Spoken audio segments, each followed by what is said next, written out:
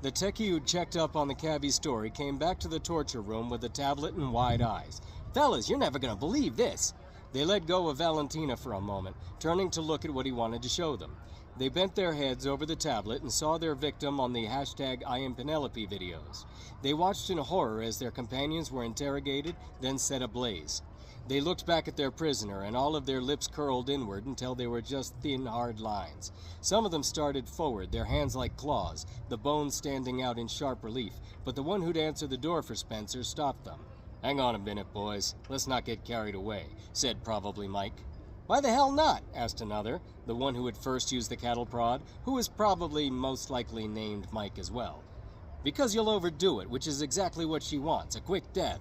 "We've been at this for hours, and she ain't telling us nothing," snapped most likely Mike. "She's not telling us anything," corrected another one, who probably wasn't named Mike. He was more like a Travis. "Will you stop with that? Christ, I don't care," most likely Mike hissed through his teeth. Possibly Travis rolled his eyes. "What's that powder she blew into their faces?" asked one of the others. The techie said, "I think it might be these pills we found in her purse, these Parkinson's pills." He rattled a small bottle.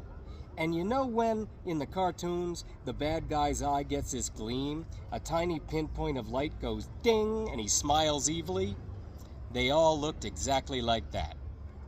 Feeling the mood in the room change, Val's eyes creaked open weakly. She saw the jackals looking at her with less sadistic joy and more outright malice, and she thought, "Oh, please, God, help me." Her eyes shut tight, squeezing out a glistening tear that snaked down her brown cheek. The jackals spread the pills out on the corner of their desk and, with the pommels of their extendable batons, ground them into powder. News outlets worldwide described the events of the day as follows, with Republicans portrayed in a clearly negative light. At noon, at a rally outside of the White House, President Trump spoke to supporters, calling them American patriots, and insisting he won the election. They responded with chants such as, "Stop the steal," and "Fight for Trump." "We will never give up," he said. "We will never concede. It doesn't happen. Just take a look. Take third world countries. Their elections are more honest than what we've been going through in this country. It's a disgrace." He then called on his supporters to visit the Capitol building with him and cheer on the Republican Congress members who would vote against the election certification. "We're going to walk down, and I'll be there with you," he said, although he never went to the Capitol building, returning instead to the White House. No mention was made in the mainstream media of undercover FBI agents in the audience announcing to those nearby that they were going to take the Capitol, encouraging everyone else to go with them. Nevertheless, cell phone video exists of it. The crowd was conspicuously peaceful, but Representative Jamie Raskin would later describe them as an angry mob that would be transformed into a violent mob. Some supporters then went toward the Capitol's west side. On the east side, the PSYOP team had already gathered behind the metal barricades, protesting with Trump flags. At 1 p.m., lawmakers gathered for Electoral College count. News outlets would announce that numerous Republicans reiterated Trump's since disproven, see what they did there, claims of widespread voter fraud. And then they would contest the election results from 3 states, Arizona, Georgia, and Pennsylvania. Other Republicans, like Senate Majority Leader Mitch McConnell, warned that overruling the will of the people would damage our republic forever. Vice President Mike Pence released a statement saying that he didn't have unilateral authority to reject the Electoral College votes, which was the signal. Showtime. The fake police clashed with fake protesters on the Capitol steps, and the well-placed camera crew recorded fake rioters breaking through surrounding metal barricades. No mention was made in the mainstream media of the police caught on video inviting the protesters into the Capitol, posing inside for photos with them, or ushering them peacefully along and directing their tour as if it were just a normal day, as if it were a field trip. President Trump called for the Capitol walk again, telling his supporters to fight like hell, which could be construed as a call for violence. "If you don't fight like hell," he said, "you're not going to have a country anymore." At 2:13 p.m., rioters and insurrectionists loyal to President Donald Trump breached the Senate side of the Capitol. The mob entered the National Statuary Hall while Senator James Lankford was delivering an address on the Senate floor. His speech was interrupted as Pence was escorted out of the room by armed guards. The Senate officially went into recess, but the senators remained inside the chambers. House Speaker Nancy Pelosi was moved to a secure location. Men claiming to be Trump supporters posed for photos in the Senate, which contradict other photos of those same men at Philadelphia Antifa headquarters on phillyantifa.org. A man with a long brown beard made a speech on a loudspeaker that conflicts with his stated beliefs on websites. Both of his hands have elaborate tattoos, and hands pictured with matching tattoos appear elsewhere online in circumstances suggesting the owner's opposition to Trump and, in fact, all conservatives. Various other people who had been photographed attacking police during Antifa and BLM riots, and those photos appear alongside subsequent mugshots, appear in photos wearing Q and pro-Trump clothing, once again defying the police, but on a supposedly different team. The biggest problem with modern hoaxes is technology. The internet never forgets. 2:20 p.m. House proceedings continued despite the warning sent to staff. Due to security threat inside, immediately move inside your office, take emergency equipment, lock the doors, take shelter.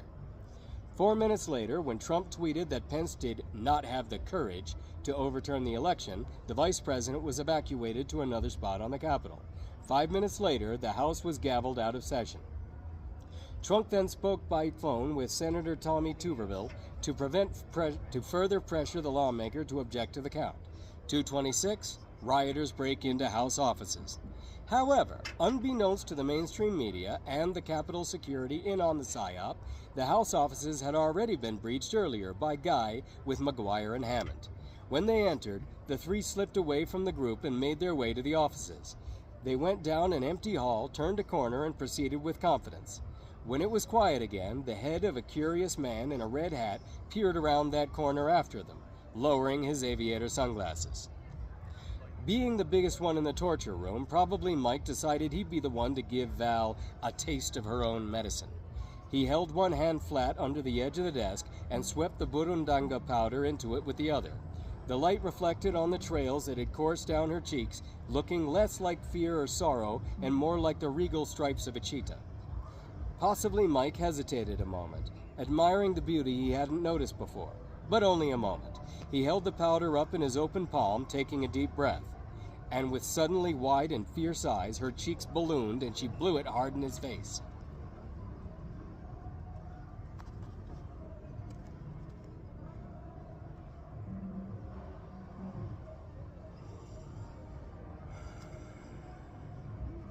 Hammond went ahead into another office while Guy and McGuire stuffed House Speaker Nancy Pelosi's laptop into one of their backpacks.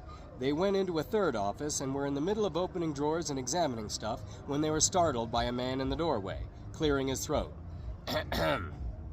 McGuire snatched out his gun and pointed it at a tall, elderly man with a red MAGA hat and aviator sunglasses.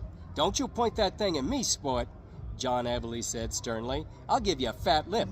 And what do you think you're doing? I don't think that belongs to you. You put that down." Guy and McGuire looked at each other in disbelief.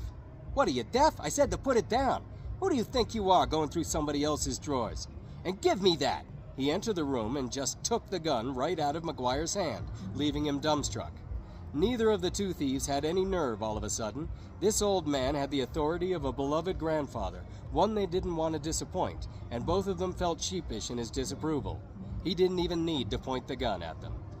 "No wonder your wife is suspicious of you," Everly said to Guy, who was taken aback. "Oh yeah, I know her. Pretty little thing. And while you're here gallivanting around the Capitol, she's a hostage. How can you live with yourself, you schmuck?" "What?" I drove her, following you to Langley. I know you had to have seen us when we got arrested, and I bet they're torturing her right now. I recognized you outside from a photo she had of you, while you were lying to those kids about how to make a shield wall. I don't know what that girl sees in you, but I like her, and if you got any sense, you'll go to her rescue right this minute." "Guy, he's lying," McGuire said. "She's not there." "How dare you call me a liar," Everly snapped. But McGuire couldn't say he had just seen her outside. He would have had to explain why he hadn't said anything before, and every second they spent talking was one they'd never get back in this building. Time was running out, and fast. It's not like Guy'd ever believe him anyway. Who arrested my wife? Guy asked, his face pale. The men in black who came out of the bushes by the side of the road. I don't know where they took us, but it was underground. Put me in a torture room with metal walls and a drain. I guess to wash blood away easier. That ring a bell? Guy swallowed hard, looking at McGuire.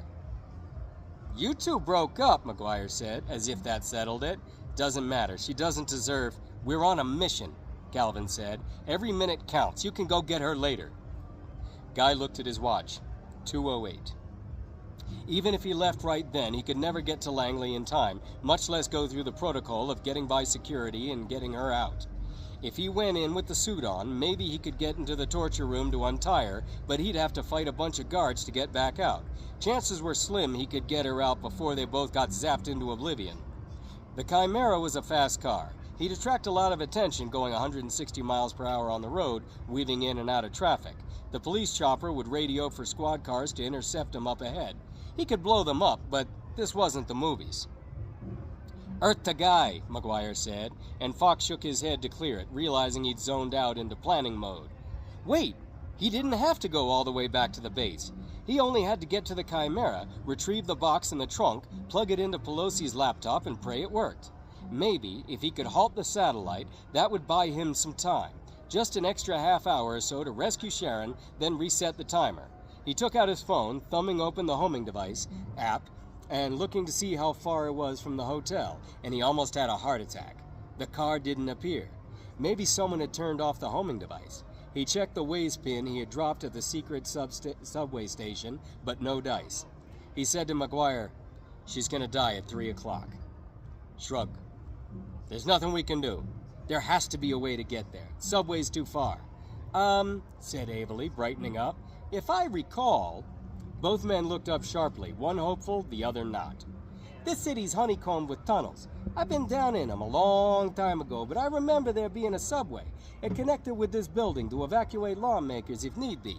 If we can get down there, I imagine a train should connect with a main intelligence service secret underground base. And why would you think that? McGuire asked. Common sense. I put 2 and 2. Well, even if it does exist, we don't have clearance. Averly held up McGuire's gun. Here's my clearance. Let's go, Guy said, slamming the desk drawer shut with the finality of a driven nail. We're in the middle of a mission, Calvin Whisper screamed. The hell you are, Averly said. You're in the middle of a federal crime, and I'm not letting you go through with it. You're coming downstairs with us. Now hop to. When probably Mike finally stopped choking on the powder caked inside his throat and he opened his blurry eyes, Val hissed, "Save me!" and his eyes blazed with fanatic devotion. He became, in 1 second, her bloodthirsty, ferocious knight in shining armor, high on psychostimulants and jihad. He turned his monstrous face to glare over his shoulder at the other jackals in the room, and their legs turned to rubber.